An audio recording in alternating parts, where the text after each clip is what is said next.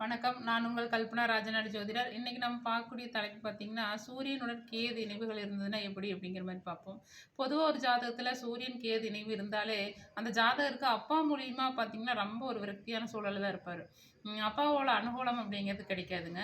அப்புறம் தொழில்லயும் அப்படிதான். எந்த தொழிலுக்கு போனாலும் அதில ஒரு நல்ல ஈடுபாடற்ற ஒரு சூழலாவே தான் இருப்பாரு. ஒரு இன்ட்ரெஸ்ட் இல்லாம தான் அந்த தொழில்ல வேலை செய்வாரு. அதாவது சொந்த தொழிலா இருந்தாலும் சரி, வேலைக்கு போனாலும் சரி, அதில ஒரு பெரிய ஒரு புடிப்பு அப்படிங்கிற மாரி இருக்காது. ஏதோ ஒரு ஏதோ ஒரு வாழ்றோம், ஏதோ ஒரு தொழில் செய்றோம், எப்படியோ இருக்கிறோங்கிற மாரி ஒரு அசால்ட்டான ஒரு சூழல் தான் அவங்களுக்கு இருக்கும்.